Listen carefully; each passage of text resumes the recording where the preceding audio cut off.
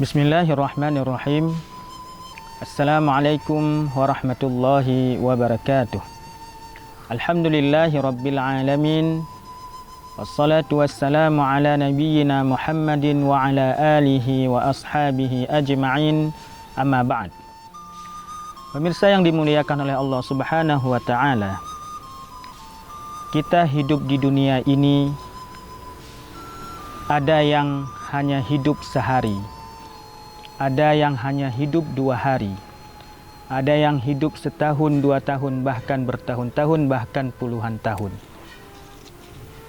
Dari mulai kita di dalam kandungan selama 9 bulan lebih kurang, sampai setelah ibu kita melahirkan kita, kita hidup di dunia ini dengan umur yang berbeda-beda.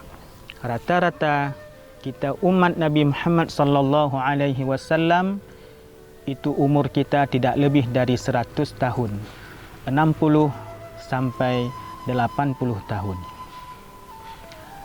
Maka ada waktu yang lebih lama kehidupan kita, yaitu setelah kita meninggal dunia, dari alam kubur, padang mahsyar, hingga datangnya hari kebangkitan.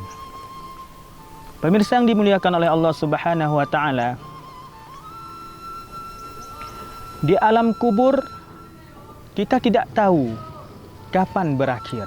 Begitu juga di padang mahsyar, yang mana di situ Allah mengumpulkan manusia dari semenjak Nabi Adam sampai manusia terakhir Allah matikan. Oleh karena itu, sudah sepatutnya bagi manusia pada saat itu mengharapkan pertolongan, mengharapkan kawan untuk dia bisa berinteraksi, untuk dia merasa senang hidupnya tidak kesepian. Di dunia saja kita perlu kawan untuk tidak sepi, apalagi di akhirat kelak. Pemirsa yang dimuliakan oleh Allah Subhanahu wa taala, oleh sebab itu ada sebuah hadis Nabi sallallahu alaihi wasallam, salah satu di antara amalan-amalan yang bisa memberikan syafaat kepada kita yaitu puasa dan membaca Al-Quran. Nabi sallallahu alaihi wasallam bersabda, "As-siyamu wal Qur'anu yashfa'ani li'abdin yaumal qiyamah." Puasa dan Al-Quran akan memberikan syafaat kepada yang membacanya, kepada orang yang berpuasa pada hari akhirat kelak.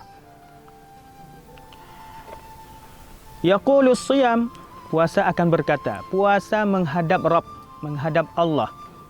Ay Rabbi, wahai Rabbku, mana'tuhu at-ta'am wasyahawat.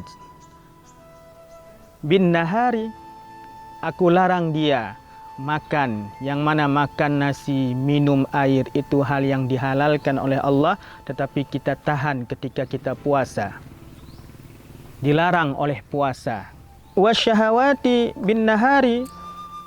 Jadi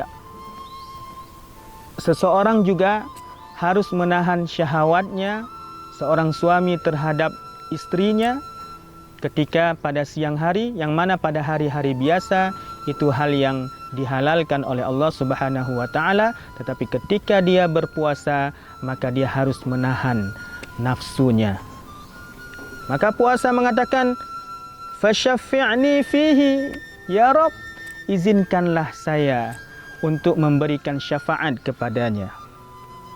Wa yaqulul Qur'an, lalu Quran mengatakan, "Mana'tuhun nauma bil lail." Aku melarangnya, aku menahannya untuk tidak tidur di malam hari. Fasyafi'ni fihi, maka izinkanlah kepadaku, kata Al-Quran, untuk memberi syafaat kepadanya. Di malam hari kita bergadang, kita tidak tidur untuk membaca Al-Quran. Maka Al-Quran pada hari akhirat kelak dia akan datang menghadap Rabb untuk memintakan izin kepada Rabb untuk memberikan syafaat kepada yang membacanya. Qala, lalu Allah Subhanahu wa taala mengatakan, fayusyaffa'ani, maka maka Allah berikan izin kepada keduanya untuk memberikan syafaat kepada orang yang berpuasa dan kepada orang yang senantiasa membaca, menghafal, mengamalkan Al-Quran. Pemirsa yang dimuliakan oleh Allah Subhanahu wa taala, di dalam hadis lain Nabi sallallahu alaihi wasallam bersabda, "Iqra'ul Qur'an fa innahu ya'ti yaumal qiyamati syafi'an li ashabi." Bacalah Al-Quran karena sesungguhnya pada hari kiamat kelak, pada hari akhirat kelak, dia akan memberi syafaat kepada pembacanya. Mudah-mudahan ada manfaatnya. Hadanallahu wa iyyakum ajma'in. Subhanakallahumma wa bihamdika asyhadu an la ilaha illa anta astaghfiruka wa atubu ilaik.